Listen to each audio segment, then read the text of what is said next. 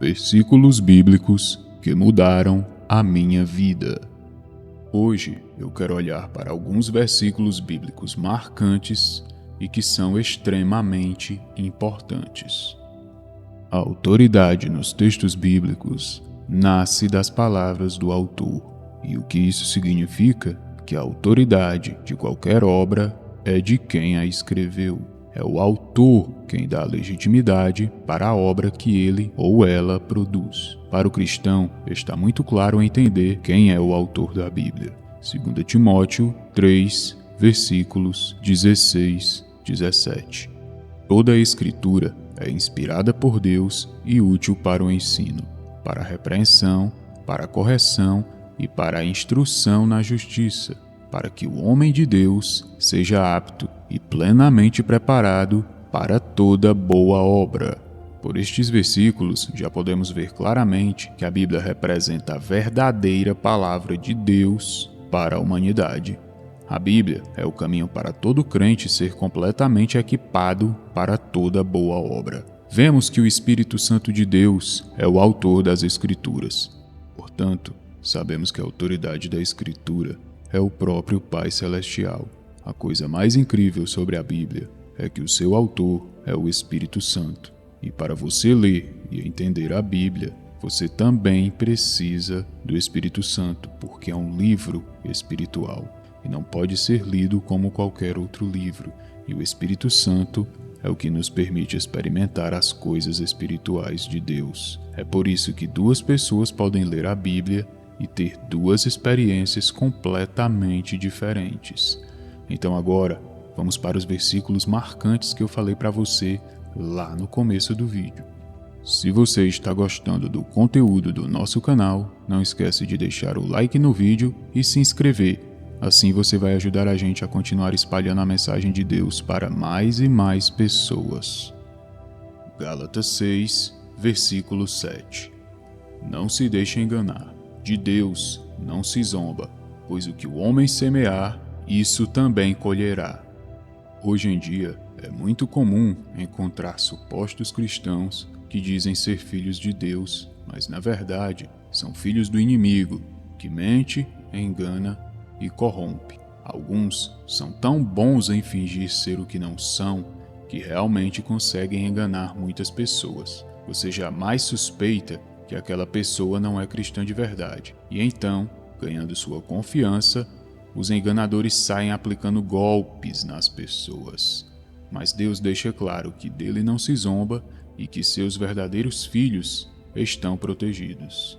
O Criador sonda cada coração e dá a cada homem de acordo com o que ele plantou. Você pode jogar lã nos meus olhos. Você pode me fazer acreditar que você é super santo, mas você não pode enganar a Deus. Você vê no primeiro livro da Bíblia, no livro dos primórdios, Gênesis, todos nós somos iluminados de uma realidade, que nenhum pecado pode ocorrer fora da visão de Deus. Vemos em Gênesis o pecado de Adão e Eva. Aparentemente, pareciam que estavam só eles dois no paraíso e que eles poderiam fazer qualquer coisa que ninguém iria ver. Mas Deus estava observando atentamente, e isso é algo que precisamos ter em mente. O Pai está sempre observando você em cada momento da sua caminhada. Como diz em Gálatas, não se zomba de Deus. Apesar de o mundo em que vivemos atualmente, cada dia mais e mais pessoas se distanciam de Deus, e muitos, além de não acreditarem, ainda zombam de Deus e de quem crê no Pai, não se engane, meus irmãos. A hora do julgamento divino vai chegar. Eles podem até conseguir bens materiais por meio de Satanás, mas seu espírito está condenado. Não se enganem, Deus não se deixa escarnecer por nenhum homem. Semeie e também colherá. Caso algum de vocês não tenham ouvido direito, não se enganem. Deus não é ridicularizado, pois tudo que o homem semear, ele também colherá. Por exemplo, uma pessoa não pode viver constantemente sentindo raiva e tratando os outros mal por conta desse sentimento ruim e esperar que vai viver uma vida calma e tranquila. Então, viva uma vida pacífica se você semeia a paz e a tranquilidade, você receberá de Deus exatamente o que você plantou. Você não pode semear o ódio na vida dos outros e esperar colher felicidade. É verdade o que eles dizem. Nós somos hoje o que fizemos ontem e seremos amanhã o que fizemos hoje. Se você for cruel, você pode esperar que a crueldade venha até você. Se você for misericordioso, pode esperar que os outros sejam misericordiosos com você. E se você for generoso, os outros serão generosos com você.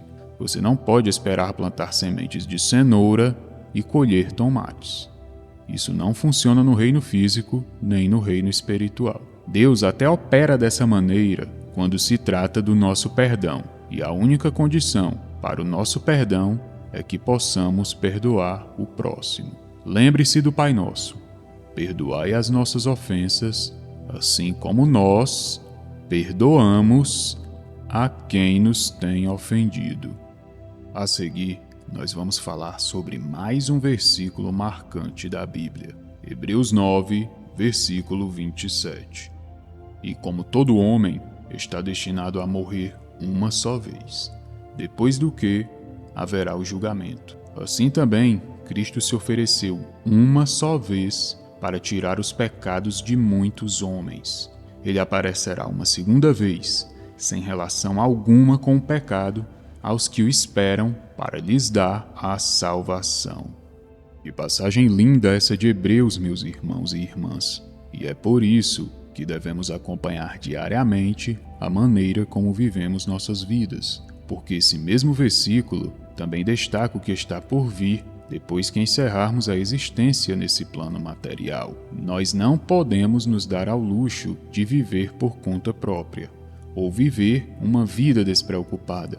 O salmista, em Salmos 90, versículo 12, diz: nos ensina a contar os nossos dias, de tal maneira que alcancemos corações sábios. Nós só temos esta vida para viver e depois disso vem o julgamento divino. No entanto, o resultado da nossa eternidade será determinado pela maneira como vivemos nossas vidas. Quando estamos aqui neste mundo, se escolhemos negligenciar as coisas de Deus, levá-las com despreocupação ou decidir viver como se fôssemos donos de nós mesmos, no fim de nosso dia nos será imputado como justiça ou condenação. Ou seja, você pode viver a sua vida da maneira que você achar mais coerente, mas tenha em mente que suas atitudes podem levar você ou para o paraíso ou para o inferno. O nosso foco principal deve ser viver com a consciência de que um dia estaremos no paraíso com Deus.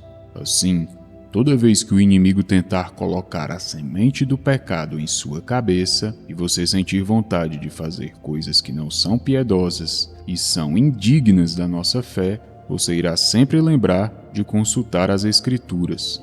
Isso nos manterá em constante verificação e avaliação da nossa vida cristã. Hebreus 12, versículo 29 diz: porque o nosso Deus é um fogo consumidor. Sempre que esta frase é feita, as pessoas tendem a imaginar um Deus insensato, que lida com seus súditos com arrogância e lhes dá pouco ou nenhum espaço para errar antes de condená-los. Este é um pensamento totalmente errado. Deus é amoroso e gentil. Ele é chamado de Pai por uma razão. Ele nos ama e quer que sejamos como Ele, conforme seguimos a sua lei. No entanto, Ele é um Deus tão santo e tão puro que Ele determina que devemos servi-lo com reverência e respeito.